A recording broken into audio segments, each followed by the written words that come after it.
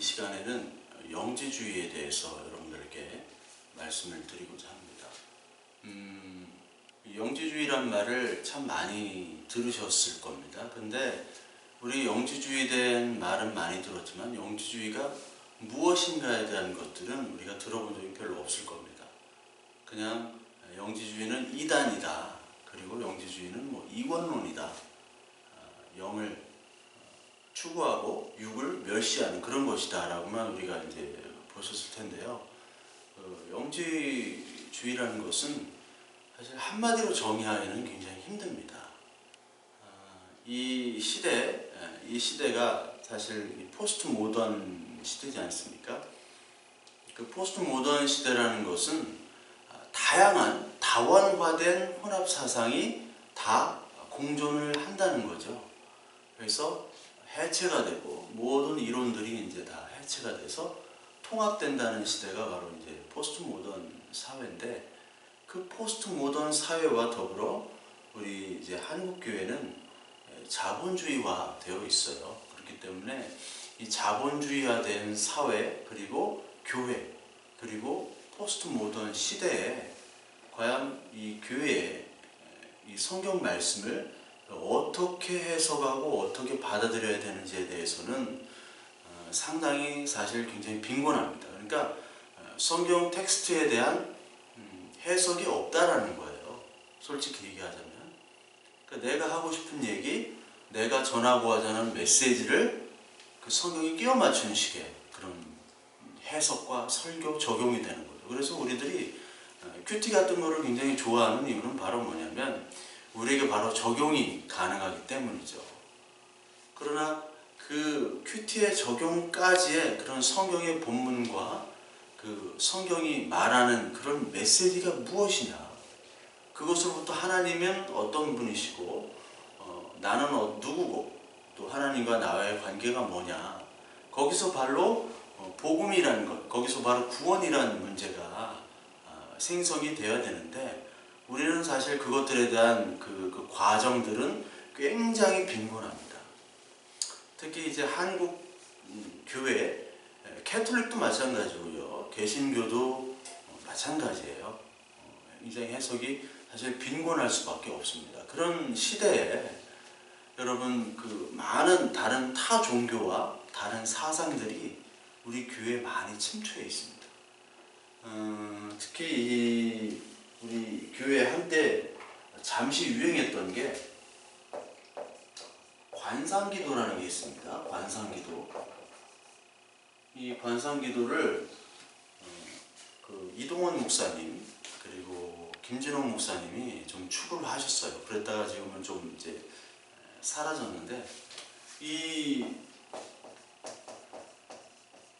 컨템플레이션이라고 하는데, 이 관상기도가 어디서 나왔냐면요, 이게 뭐 캐톨릭에서 나왔지만 그 뿌리는 바로 영지입니다. 영지주의. 영지주의에서의 그 뿌리가 나왔어요. 그렇다면 이 영지주의라는 것이 과연 무엇인가를 우리가 봐야 되는데, 그 영지주의가 중요한 이유는 바로 뭐냐면 하나님께서 우리의 말씀을 복음을 이 텍스트를 통해서 이렇게 주셨거든요. 그 저자의 인격과 감정과 그들의 지식과 그것들을 성령의 조명으로 그것들을 다 비춰주셔서 쓰게 하셨습니다. 저는 그걸 믿습니다. 그리고 그 성령의 조명에 의해서 그 쓰여진 말씀을 우리가 그 빛을 비춰서 그 말씀을 알아가는 거예요. 그러니까 우리 이성으로만 그 지식으로만 우리가 말씀을 아는 거는 반밖에 안 되는 거죠. 온전하게 알려면 그 진리, 복음이 무엇인가에 대해서 아는 것은 바로 하나님의 성령의 조명에 의해서 깨닫게 되는 거거든요. 그 깨닫게 됨을 통해서 하나님과 예수 그리스도가 누구시냐, 그리고 어떻게 보느냐, 구원은 무엇이고 복음은 무엇인가, 인간의 시작과 종말, 이 우주에 대한 해석이 이루어져야 돼요. 근데 이런 해석들이 다 제각각이 됐다는 거죠. 그래서 이 영지주의라는 것이 그 제각각이 해석된 모든 총집합이 바로 영지주의라고 볼 수가 있어요. 한마디로 표현하기는 굉장히 힘듭니다만, 그래서 제가 영지주의를 여러분들께 이제 말씀드린 이유는, 이 영지주의를 공부하면은요, 기독교 역사뿐만 아니라 동서양의 사상 철학에 대한 그런 백그라운드의 배경 지식이 여러분들 생기고요. 그리고 현대까지 이어지는 그런 세계관을 아우르는 기본 사고를 여러분들이 갖출 수 있다는 거예요. 그래서 영지주의는 영지주의만 배우는 것이 아니라 그 백그라운드를 다 배우기 때문에 여러분들에게 굉장히 이 영지주의를 공부해야 된다는 그 당위성을 여러분들에게 말씀을 드리고 있습니다. 그래서 제가 영지주의를 그냥 영지주의가 뭐다라고 설명드리기보다 오늘은 첫 번째로 그 영지주의의 역사적 기원과 철학적 배경에 대해서 말씀을 드릴 거예요. 아마 이 시간도 하고 뭐 다음 시간도 해야 될 거고요. 계속 그런 얘기를 드릴 거고요. 두 번째는요, 타 종교와 영지주의의 유사성에 대해서 설명을 좀 드릴 거예요. 그리고 그 다음번에는 영지주의가 그 현대 기독교에 대해서, 현대 기독교, 기독교에 어떤 영향을 끼쳤는지 이렇게 말씀을 드릴 거고요. 이런 것들은 이제 철학적인 것이고, 실제 우리가 영지주의 문서의 텍스트로 사실 들어가야 되거든요. 그래서 마지막으로는 영지주의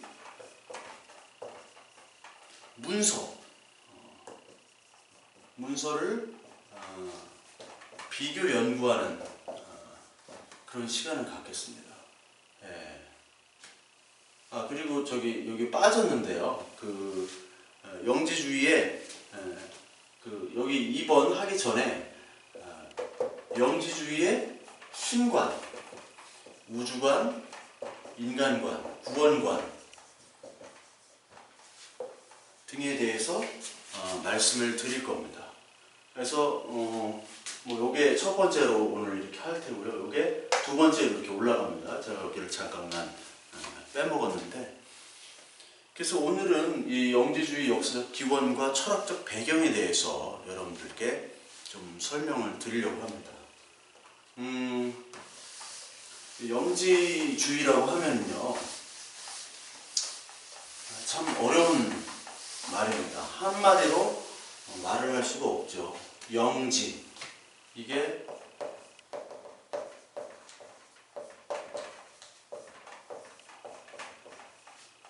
영지입니다. 영지, 한자로는 영지.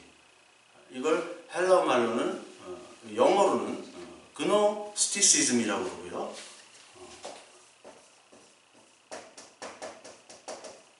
그노스티시즘이라고 그러고, 이걸 기노스코라는 헬라어 단어, 알다라는 뜻, 기노스코라는 헬라어 단어에서 이 그노스티시즘이 나오죠. 그노시즘이라고도 하죠. 그래서 이거는 그 기노스코가 알다라는 동사거든요. 기노스코가. 그래서 영지라는 것은 말 그대로 영으로 안다는 거예요. 영으로. 그냥 아는 게 아니라 영으로 안다. 그럼 영지주의가 무엇이냐? 경제학자들한테 자본주의가 뭡니까? 라고 얘기하면은 몰라요. 그 자본주의를 한마디로 얘기할 수가 없거든요.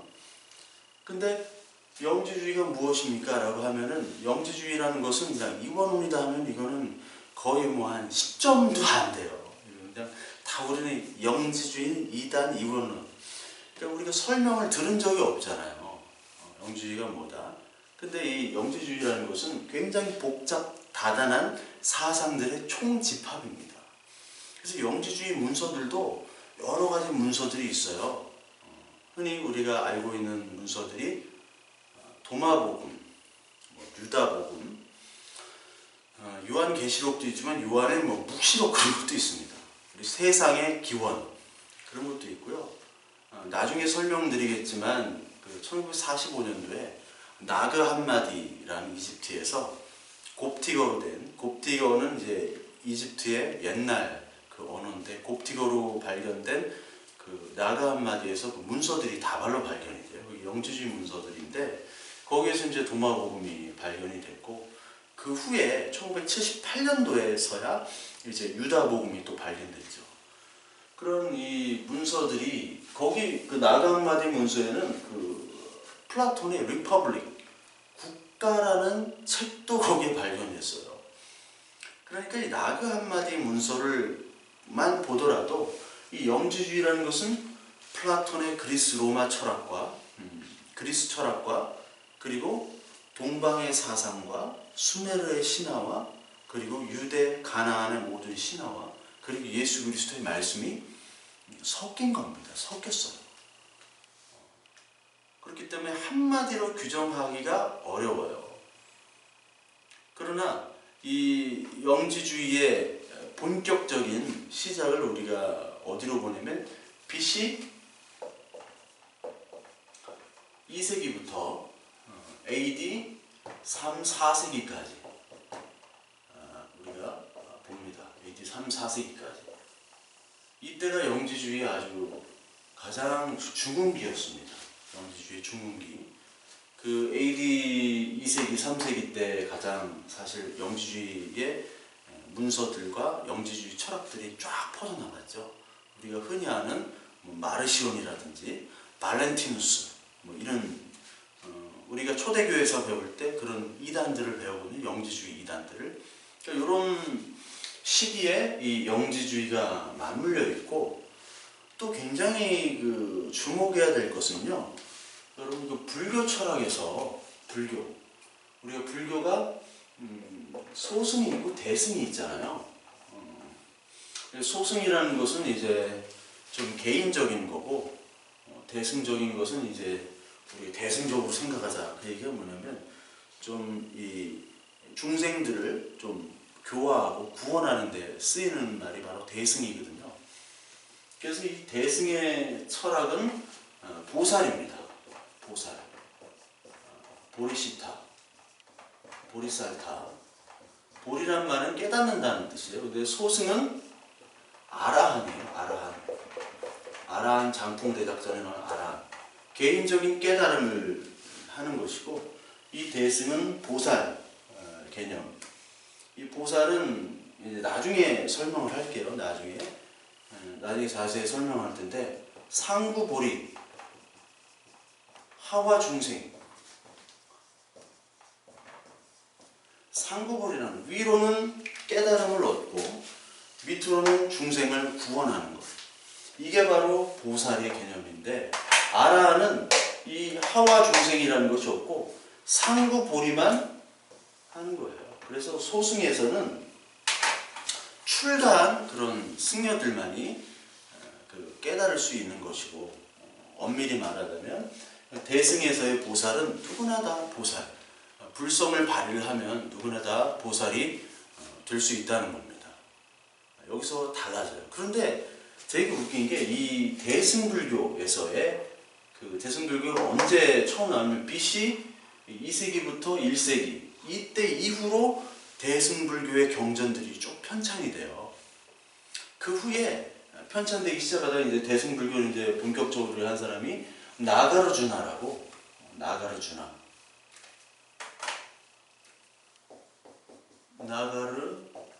인도 산스크리트어는 나가르주나고, 이게 한자로는 용수입니다. 용수가 이제 대승불교의 시작으로 우리가 흔히들 알고 있죠. 그러니까 영지주의 문서들의 이 쫙 편찬과 대승불교의 그 확대가 시기가 굉장히 비슷해요. 그래서 많은 학자들이 영지주의의 개념과 대승불교의 개념, 소승과는 전혀 달라요. 대승불교의 개념이 같다라고 많이들 봅니다. 실제로 좀 비슷합니다. 나중에 제가 이 타 종교와의 유사성에 대해서 강의를 할 때 여러분 다시 자세하게 말씀을 드릴 텐데요. 이 영지주의라는 것을 사실 이렇게 한마디로 좀 간단하게 표현하면요, 해탈과 득도를 열망하는 동양의 힌두교와 불교 사상이 있죠. 윤회를 뛰어넘는 그런 열반의 사상, 그거를 열망하는 동양 사상. 그리고 동양 사상은 신과의 합일입니다. 합일. 그것과 서양의 타자로부터의 구원, 이 사상, 서양과 동양이 결합한 것이 바로 영지주의라고 할 수가 있어요. 그러니까 동서양의 만남입니다. 동양과 이게 서양과 동양의 만남이죠. 동양과 서양의 만남 플러스 이게 여러분들이 동양과 서양의 신개념을 또 좀 알아야지 이 영지주의 나중에 그 문서와 그런 것들을 좀 우리 비교할 수 있습니다. 그 서양의 신개념은요, 신이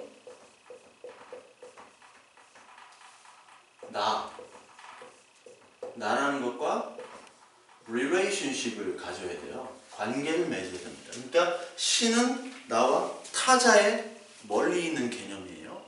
타자의 개념. 신도 하나의 어떤 인격이고 나도 하나의 격입니다. 그래서 신과 내가 소통하는 relationship을 가지고 있는 게 바로 서양의 개념이에요. 무슨 얘기인지 아시나요? 예. 근데 동양의 개념은 뭐냐면 신이라는 게 이게 곧 나입니다. 이게 곧 물질과 자연이고요. 이런 개념을 가지고 있어 동양은. 그래서 노자나 장자나 이런 사상들을 볼 때 내가 물이잖아요. 물화일체라고 그러잖아요. 물화일체. 그렇죠? 물화일체의 개념. 신과 내가 합쳐지는 거예요. 여기는 구분이 됩니다. 신과 내가. 그래서 동양에서 특히 이제 힌두교에서 그 힌두교 경전 같은 거에서 흔히 뭐라고 얘기하냐면 브라만이 아트만이다. 브라만이 아트만이라고 얘기를 해요. 브라만이라는 건 최고의 신이거든요. 하나님이거든요. 하나님이 곧 나다. 어느 때 내 안에 있는 하나님의 기운들이 발휘가 될 때, 불교로 말하자면 내 안에 불성이 발휘가 돼서 보살이 될 때, 그때 하나님이 되는 거예요. 부처가 되는 거죠. 그러니까 네가 곧 부처다. 하나님 나라, 부처님 나라가 어디 있습니까? 네 안에 있다. 이렇게 얘기하세요, 부처님도. 근데 요한복음에 보면 하나님 나라가 어디 있습니까? 네 안에 이미 임했다. 그렇게 얘기하잖아요. 그래서 이 영지주의 그리고 종교사학적으로 볼 때 요한복음은 공관복음과 다르죠? 요한복음을 어떤 문서로 보냐면 그 영지주의 문서로 보는 사람들이 있어요. 아니 많습니다. 대표적으로 뭐 도울 김용옥 같은 학자들, 그런 학자뿐만 아니라 많은 사람들이 대부분 이제 이것들 학문적으로 신학적으로가 학문적으로만 어떤 그 신앙을 접하려고 하는 사람들은 이 요한복음 특히 1장, 이 영지주의는 가장 많이 쓰는 용어가 진리라는 말을 많이 써요. 진리, 빛, 어둠. 예. 진리, 빛, 어둠이 다 요한복음에 나오거든요. 말씀. 근데 이제 진리라는 말을 무지하게 많이 하는 분들이 있어요. 목사님들 중에서. 진리. 특히 복음이라는 얘기보다도 조금 좀 의심스럽긴 한데 그 진리에 대한 것들에 대해서 얘기를 많이 합니다. 근데 이런 것들을 통해서 요한복음이 영지주의 문서다라고 얘기하시는 분들이 있죠. 하여튼 이 동양과 서양의 사상적 배경을 우리가 알아야 돼요. 그러니까 서양은 개별적으로 우리가 객관적으로 하나의 격과 격이 만나서 관계를 맺는 겁니다. 그러니까 하나님이 그러나 이건 일방적인 관계죠. 일방적인. 그 일방적인 베리트 언약이라고 하는 거예요. 이거 언약. 언약. 그러나 여기는 일방적인 것이 아니죠. 어디서부터 시작됩니까? 내재적. 나로부터 시작되는 거예요. 사실은 나로부터. 물론 대승불교에서 아마비타별을 통해서 정토가 이제 하나님 나라, 우리로 볼 때는 하나님 나라인데 정토국으로 이제 간다. 아마비타별의 힘을, 타력으로 힘을 얻어서 간다. 하지만 거기 또 육바라밀이라는 또 수행 단계가 있어요. 지계, 보시, 인욕, 정진, 그런 맨 마지막에 반야, 지혜로 넘겨가는 그 6개의 단계, 그것들을 다 수행해야 되거든요. 그러니까 어떻게 보면 이게 본질적으로는 다 내재적인 겁니다. 내 힘으로 불성을 발휘하고 내 힘으로 하나님 안에 있는 것들을 끄집어낼 때 진짜 내가 발견되는 거예요. 그래서 불교에서 아주 많이 쓰는 용어가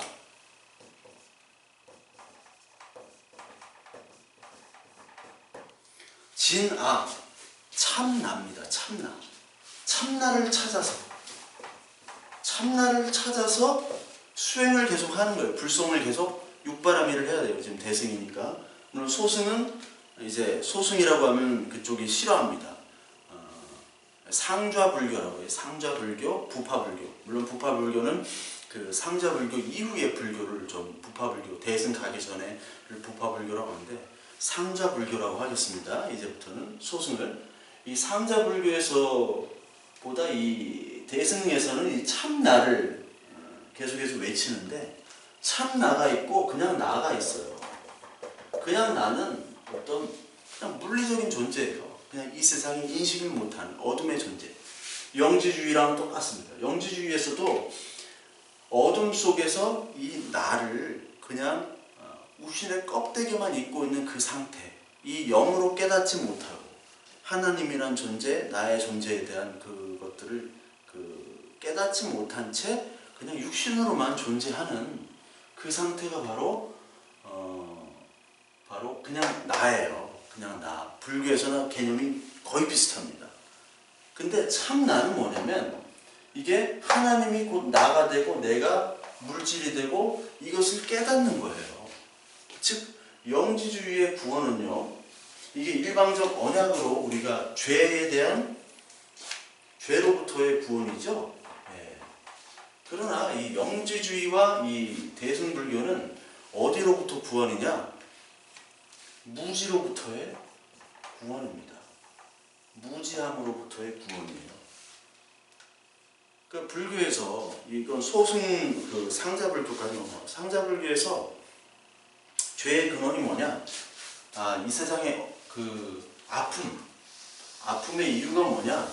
이유가 뭐냐라고 뭐라고 하냐면 무명이라고 그래요. 무명. 빛이 없다라는 게 무명입니다. 이 세상에 보통 빛이 없기 때문에 무명인 거예요. 근데 빛이 없기 때문에 무명이고 여기서부터 카르마, 이게 업입니다. 업. 여러분 업보가 쌓인다라고 하죠. 이 업이 쌓이는 거예요. 이 카르마가. 그렇기 때문에 이 무명의 단계에서 이 불교에서의 해탈은 이 카르마를 극복해서 윤회를 벗어나는 해탈이 바로 구원이거든요. 그러니까 시작은 무명이에요. 무명. 이런 죄가 아닙니다. 우리가 하나님과 관계가 끊어진 그런 죄악이 아니에요. 왜? 성립이 되지 않죠. 왜냐하면 하나님과 관계가 아니라 내가 곧 하나님이 되는 것이 구원이기 때문에. 그렇기 때문에 기독교에서 말하는 이런 죄나 언약이나 이런 것들이 단어가 쓰이질 않습니다. 무지로부터의 해탈이 바로 구원이에요. 그러면은 그 전까지는 그 무지함을 가지고 있는 것은 바로 난데 무지함을 벗어나서 해탈의 단계, 참 나가 되면은 요 하나님이 되는 것이고 그게 보살이 되는 거고 그게 부처가 되는 거고 그게 자연, 신과 합일이 되는 거예요. 신과 자연과. 그 똑같은 개념으로 영계에서도 이 합일 개념이 많습니다. oneness, 합일, 진리와 합일되다, 진리와 하나가 되다라는 표현을 참 많이 써요. 진리와 하나 되다. 목사님 중에서 어떤 목사님 진리와 하나 되다라는 표현들을 참 많이 쓰는 목사님들도 있어요. 그러니까 어디서 영향을 받았는지는 모르겠지만 진리와 하나가 된다는 것. 그게 무슨 말인지 알고 쓰시는지는 모르겠어요. 근데 저도 진리와 하나 되다는 말을 솔직히 모릅니다. 예. 그러니까 이 동양과 서양은 분명하게 이게 쫙 나눠져 있습니다. 이 참나를 찾아 떠나는 여행으로 영지주의와 대승불교가 똑같이 얘기를 하고 있어요. 그 수행을 하는 거예요. 그래서 이 동양과 서양은 이렇게 쫙 나눠져요. 관계와 관계가 아닌 곧 나가 되는 거예요. 그래서 동학에서 뭐냐면 인내천안이에요. 인내천. 응?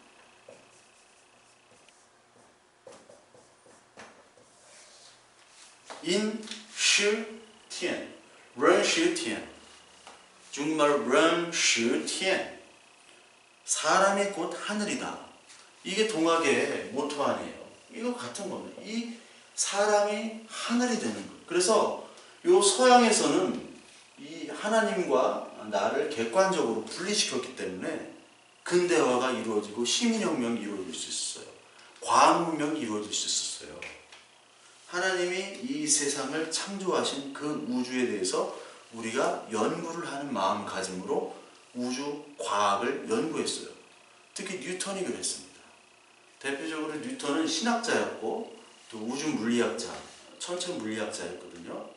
근데 이 뉴턴이 하나님을 믿는 신학자이기 때문에 신학책도 좀 썼고, 그런 뉴턴이 무슨 마음가짐으로 이 천체를 연구했냐면 하나님께서 만드신 이 우주에 대해서 우리가 연구를 해야겠다.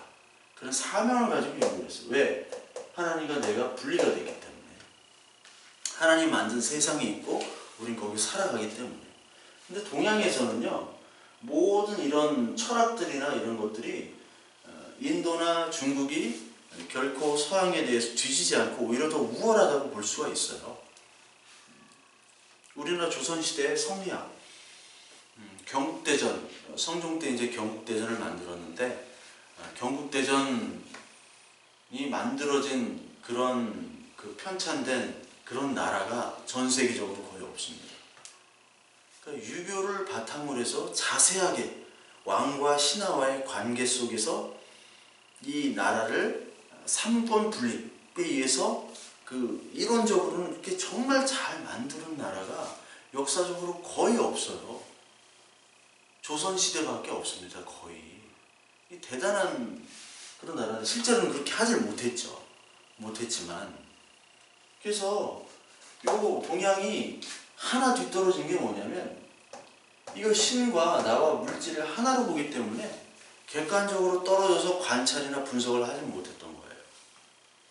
그래서 과학이나 그런 어떤 물리적인 그런, 그리고 또 시민,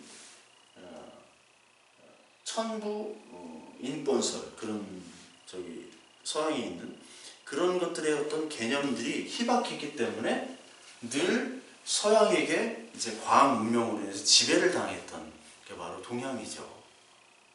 그래서 이 영지주의가 어떻게 보면은 이 기독교의 어떤 내용들을 담으면서 이 동양적인 어떤 사고들, 열반과 해탈과, 그리고 그리스 철학, 나중에 이제 지금 나올 겁니다. 그리스 철학과 조로아스터교의 이원론적인 플라톤의 이원론, 그리고 플라톤의 우주관, 가나안과 그 수메르 신화들, 이것들이 다 합쳐져서 그것들이 이렇게 나오고요. 그리고 예수 그리스도의 말씀을 들어보면 그 나가마디 문서 나오는 영지주의 문서를 보면은요, 이게 부처님이 얘기한 것 같은 그런 느낌이 많이 들어요. 그러면서 나와 신과 물질과 하나 되는 하나님의 연합을 굉장히 많이 강조하는 구절들이 많습니다. 그래서 요것들을 통해서 이 영지주의에 대한 개략적인 개념들을 우리가 알고 나서 나중에 그 세계관, 신관, 구원관 계속해서 이제 배워나가면 맨 마지막에 이제 영지주의 문서, 그 텍스트를 직접 들어갈 겁니다.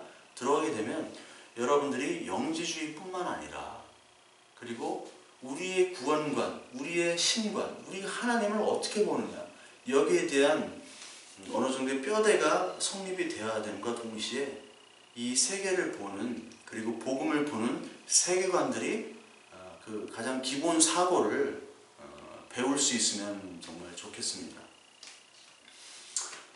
다시 이거를 좀 이렇게 지우고요. 지우고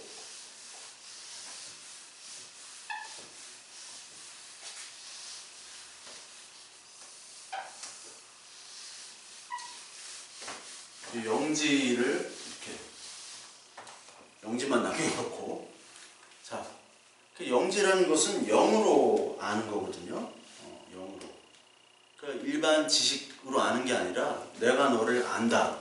하나님께서 내가 너를 안다 할 때 그 아는 것이지. 그러니까 어떤 수학적 뭐 어떤 정답을 얘기하고 그런 어떤 머리로 아는 것이 아니에요. 이성적인 지식이 아니라 어떤 직관적이고 통찰적인 지식입니다. 그래서 이 영지주의가 계속해서 이제 핍박을 받게 되는 이유는 바로 뭐냐면 영지주의와 그 반대되는 개념이 사실 문자 교리주의예요. 교리주의. 문자 교리주의와 영지주의. 이걸로 이렇게 나눕니다. 문자 교리주의와 영지주의. 문자 교리주의는 사실은 이게 우리가 흔히들 정통이라고 얘기하는, 그래서 395년도에 테오도시우스 황제 때 로마 기독교 공인이 되죠. 그래서 로마를 캐톨릭이라고 합니다. 캐톨릭. 이 캐톨릭이란 말이 보편적이라는 뜻이거든요. 보편. 그러니까 보편적인 구원과 교리가 들어있는 로마화된 제국교회를 얘기하는 게 바로 이 캐톨릭이에요. 로마화된. 그 문자와 그리고 교리화된, 교리화됐어요. 근데 영지주의는 자유로운 해석이 있어요. 자유로운 해석. 신비, 자유로운 해석. 이게 두 가지가 이렇게 나눠졌단 말이에요. 이거는 서양적인 것, 지극히 서양적인 것이고, 여기는 서양과 동양이 합쳐진 거예요. 그러다 보니까 이 해석 자체가 원죄를 사실 부정하죠. 왜냐하면 내가 하나님이기 때문에 어떤 죄악의 개념이 없어요. 죄악은 무지인 거거든. 이 영으로 보지 못하는. 나중에 대해서는 좀 뭐가 영으로 깨닫는 것을 이제 설명을 할 건데, 오늘은 이제 이 영지주의의 역사 철학적 배경을 여러분들에게 말씀을 드려야 되니까, 신비주의적이고 미스테리아적인 종교죠. 그래서 그 고린도전서나 이런 책들에 보면은요, 그리스의 신비주의 종교들을 바울이 언급을 합니다. 미스테리아라고 해서,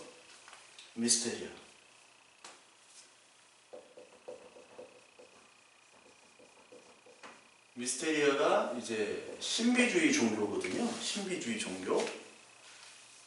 그러니까 이 신비주의 종교는 어떻게 말로 할 수 없는 그런 여러 가지 그 종교들이에요. 신비를 그리고 추구하는. 이 신비주의 종교에서는 가장 중요한 게 제의입니다. 예식이에요.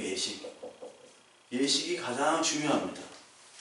예식이 가장 중요한데, 근데 이 캐톨릭에서도 예식이 중요하거든요. 개신교는 이제 설교가 중요하지만 캐톨릭은 예식이 중요하잖아요.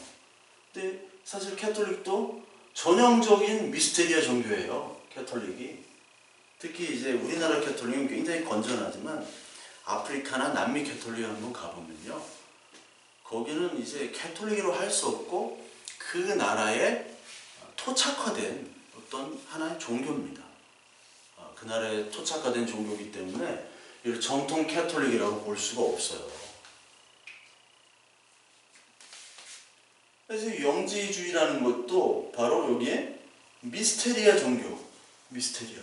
그래서 영지주의 문서에 보면요, 영혼의 결혼식, 영혼의 결혼식이라는 어떤 개념이 있습니다. 영혼의 결혼식이라는 게 뭐냐면 뭐 통일교에서 하는 뭐 영혼 결혼식, 죽은 사람과 막 유니버설 발레단 그 문은숙 단장이 원래 유니버설 발레단이 통일교 거잖아요. 근데 문은숙 그 원장이랑 그 아들이랑 죽은 아들이랑 영혼 결혼식을 했잖아요. 뭐 그런 영혼 결혼식이 아니라 이 결혼식은 하나님과의 합일된 것을 공식적으로 표방하는 거예요. 그러니까 우리로 얘기하자면, 흔히 얘기하자면 세례, 성례라고 볼 수 있죠. 그러니까 이게 영혼의 결혼식이 실제로 어떤 예식을 했느냐, 아니면은 그냥 예식을 하지 않느냐, 여기에 또 이제 학자들 간에 그 문서를 이렇게 영지주의 문서를 비교해 봤을 때 또 구분이 됩니다. 했을 수도 있고 안 했을 수도 있어요. 하여튼 이 영혼의 결혼식을 통해서 이 하늘의 영적인 비밀을 우리가 아는 것을 통해서 구원을 받기 때문에 예수 그리스도의 십자가가 필요가 없을 뿐만 아니라 예수 그리스도는 이 빛의 우리의 어둠으로부터 빛으로 인도하는 인도자, 계시자일 뿐이에요. 계시자. 그러니까 예수 그리스도가 죽은 후에는 아무 필요가 없는 거죠. 뭐 하나님의 아들 예수 그리스도를 통해서 구원을 받는 이런 얘기는 의미가 없는 겁니다. 이슬람도 마찬가지예요. 이슬람에서도 예수님이 마음에 오기 전에 마지막 계시자잖아요. 마지막 예언자를 바로 예수 그리스도라고 얘기하잖아요. 마찬가지로 이 영지주의에서도 그런 빛을 얘기하는 계시자예요. 플라톤의 철학에서 보면 플라톤의 문서들, 그 책들의 주인공이 소크라테스가 많잖아요.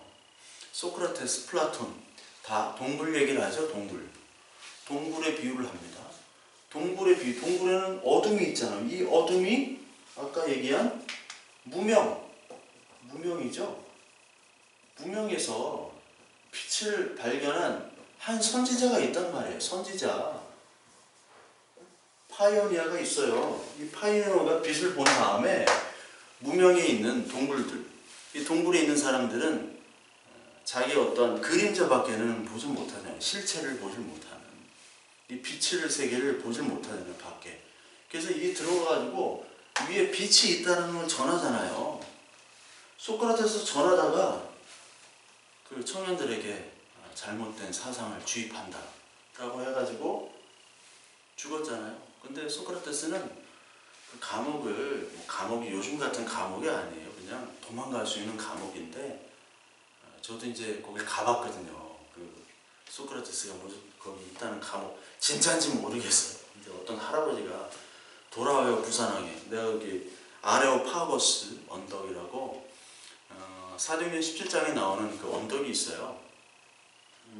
그 위에 이제 보면은 아테네가 이제 쫙 다 보이는데, 그 언덕에서, 아레오파고스 언덕에서 이제 그것들을 이제 얘기하는데, 거기 있다가 이제 그 아저씨 끌려가가지고 이제 소크라테스 그쪽에 이제 봤는데, 뭐 다 탈출할 수 있는 감옥이에요. 다 탈출할 수 있는 감옥인데, 거기서 죽은 이유는 바로 자신이 선지자 역할을 한 거예요. 죽음을 통해서만이 빛으로 갈 수 있는 예수 그리스도의 모습을 여기서 볼 수가 있죠. 예.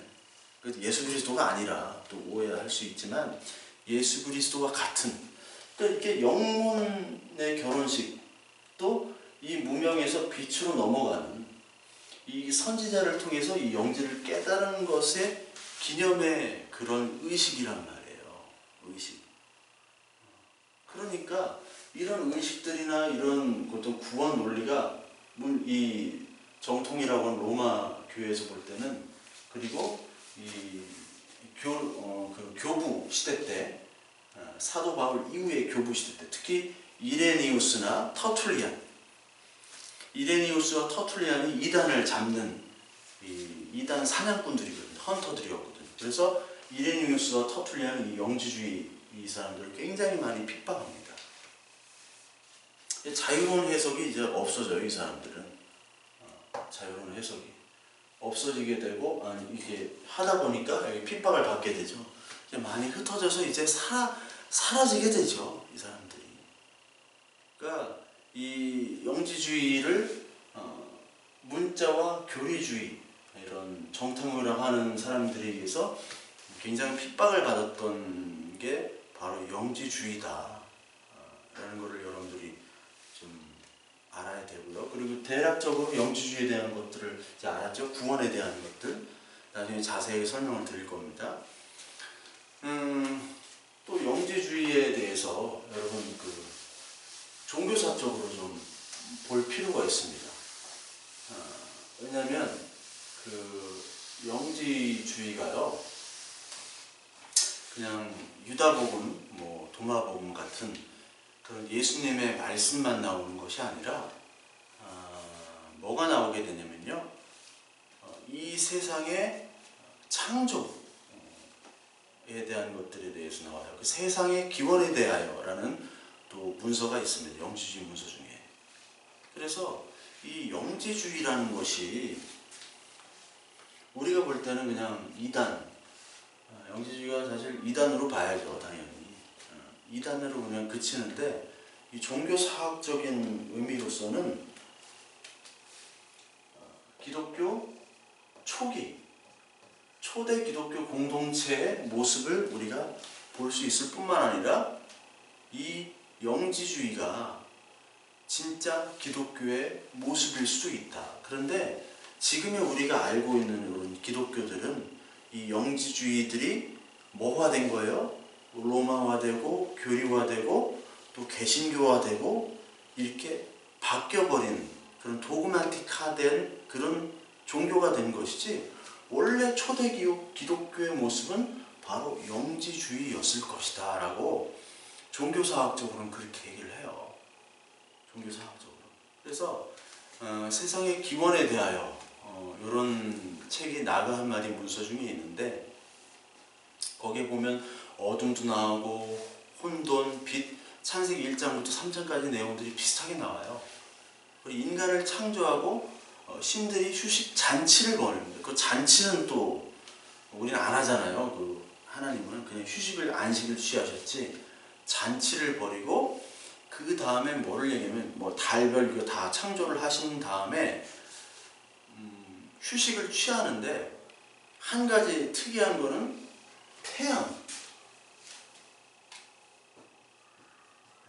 태양은 선제에 있어요. 선존재. 그러니까 태양이 달, 별 이런 것보다 태양이 하나님의 어떤 그 자체, 빛으로 본 거죠. 태양, 불, 이거를 선존재라고 봐요. 선존재. 태양, 불. 근데 우리 하나님의 창조는 어떤 창조입니까? 하나님의 창조는 무에서 니힐로, 무에서의 창조잖아요. 무에서 유로의 창조잖아요. 유로. 아무것도 없는 거에 있어서 물질로 창조되신 것이 바로 하나님의 창조거든요. 그래서 이 종교사학적으로 모든 종교가 비슷비슷하다. 특히 여러분 구원과 심판, 죽음과 부활, 이것들은 고대 신화에 다 나오는 겁니다. 이집트 신화에 보면 오시리스, 세트 이렇게 나오죠. 오시리스와 세트가 싸워요. 그래서 오시리스가 세트에게 죽임을 당합니다. 그런데 오시리스의 여동생인 이시스가 오시리스를 살려요. 그리고 오시리스와 이시스에서 사이에서 호루스가 태어나요. 그 호루스와 세트랑 다시 싸우거든요. 영화 이집트 신 그런 거 있는데, 영화 나온 거. 그 호루스가 또 세트를 이겨요. 사실 죽음에서 부활된 존재가 바로 오시리스입니다. 그래서 오시리스가 이집트에서 호루스와 함께 가장 인기 있는 신으로 불리는 거거든요. 고대 이집트에서. 가나안도 마찬가지예요. 가나안 바알과 아나시나. 바알이 원래 폭풍의 신인데 그 죽었다가 양과의 전투에서 죽었다가 다시 살아나요. 그리스 로마 신화도 죽었다가 살아났다가 이런 것들이 너무나 많거든요. 그렇죠? 그 심판하고 구원하고 부활하고 그런 것들이 다 똑같이 나와요. 그리고 여러분 바벨론 창조 그 서사시 중에 하나가 에누마 엘리시라는 게 있어요. 에누마 엘리시. 에누마 엘리시. 바벨론 창조 서사시입니다. 서사시. 또 하나의 서사시가 여러분 잘 들어봤을 법한 길가메시. 쉬자로 다 끝나요. 쉬. 그녀. 쉬. 서사시. 엘리시. 길가메시. 농담이고요. 이건. 네. 여러분 알기 쉽도록 하기 위해서. 길가메시, 에누마 엘리시. 여기는 이제 7개의 토판이 발견이 됐어요. 이게 뭐냐면 창세기에 있는 내용들이 그대로 나온 거예요. 이 수메르는 바벨론이잖아요. 바벨론 최고의 신이 누굽니까? 마르둑 신이잖아요. 마르둑 신. 이 바벨론의 최고의 신은 마르둑 신이 어떻게 최고의 신이 되는가? 여기에 다 그 7개의 점토판에 다 나와 있어요. 점토판에 어떻게 서사시가 그게 되어 있는가? 이 마르둑이 어떻게 최고의 신이 되는가? 그래서 여기에 창세기에 나오는 1장부터의 3장의 내용들이 비슷하게 나온다는 거죠. 그 창세기는 우리가 모세가 광야 시대 때 창세기 광야 시대 때 쓴 거 아니에요, 사실은. 그 전까지는 쓰질 않았잖아요. 그러니까 이 창세기가 시간적인 개념으로 광야 시대, 특히 이제 모세가 활동했던 시기가 모세가 이제 모세를 구원했던 그 여왕을 하셉수트 여왕이라고 하는데 그때가 이제 대략 BC 16세기라고 하는 사람도 있고 BC 15세기라고 하는 사람, BC 1446년 뭐 이렇게 시작이 돼요. 그러니까 BC 1400년대 정도의 그 창세기를 쓰였다라고 한다면 이 에노마 엘리시는 BC 2500년 전입니다. BC 2500년 전. 그 이집트에 가면 그 가장 큰 피라미드가 쿠프의 피라미드입니다. 이 높이가 150m가 조금 더 되고 이 넓이가 뭐 170, 60 그렇게 돼요. 그 쿠프가 세웠던 쿠프 왕대가 BC 2300년대거든요. 그 피라미드 전에 이미 에누마 엘리시가 쓰여졌다. 길가메시도 역시 2000년 전에 쓰여졌다. 9개 토판에 의해서 홍수설화예요. 이 길가메시는 반인 반신. 이게 예수 그리스도가 완전한 하나님이죠. 완전한 인간. 반인 반신으로 이게 얘네들은 이제 보잖아요. 반인 반신으로. 여기에 홍수설화가 있죠. 홍수설화. 이게 2500년이에요. 그 창세기가 BC 1400년 됐는데 이거 2500년 전, 2000년 전 이거 그대로 따온 거 아니야? 연대적으로 뭐 분명하지 않냐? 그러니까 모든 종교가 하나의 핵심 주제의 지역과 상황에 변형되어서 이 하나님이라는 단어들이 각각 쓰여진 거예요. 동양에는 도, 뭐 태극, 공, 뭐 상제, 뭐 하느님, 하늘림 이걸로 쓰여진 거예요. 구원이라는 것도 깨달음, 열반, 해탈 이것들로 다 쓰여진 건데 왜 너희들만 이것이 하나의 진리라고 얘기를 하느냐. 그래서 이 많은 학자들로부터 그리고 신학을 하는 믿음으로 신학하지 않는 자유롭게 자유주의로 문서로 이렇게 편집하고 문서를 이렇게 공부하는 그런 분들, 구원을 받아들이지 않고 하나님의 언약을 받아들이지 않는 분들이 계속해서 배타적인 기독교를 공격하거든요. 그래서 그런 분들은 이 기독교라는 것이 유대와 로마와 그리고 이 계속 세상을 거치면서 만들어진 진화된 아주 가장 우수한 산물로 얘기를 하지 이것을 진리로 얘기를 하지 않습니다. 그렇죠? 그렇게 했죠. 그들이 당연히. 왜요? 이 역사적으로 보면 그럴듯하거든요. 이게 하나의 종교를 갖다가 왜 문자주의 기독교 정통이라고 딱 이렇게 만들어 놨느냐. 거기에 반감을 갖는 거죠. 그러니까 영지주의는 거기에 반감을 갖는 모든 사람들의 모임이 다 영지주의파예요. 영지주의파. 좀 아시겠죠? 그것이 바로 영지주의파라는 겁니다. 오늘 강의 이 시간은 여기까지 하고요. 다음 시간에 영지주의 연구가 어떻게 시작됐으며 이 영지주의가 어떻게 원래 이렇게 그 해석들이 됐냐면 바로 헬레니즘 이후부터 본격적으로 영지주의가 이제 유입이 돼서 그 문서들이 이제 편집이 되고 그것들을 기록을 하게 됐는데 이 헬레니즘 시대와 그리고 영지주의 연구 그리고 유대교적 영지주의 또 플라톤 그리스적 그 영지주의 그 다음에 동양 사상에 영향을 받은 그런 영지주의에 대한 그런 철학적 역사적 백그라운드를 다음 시간에 좀 말씀을 드리도록 하겠습니다.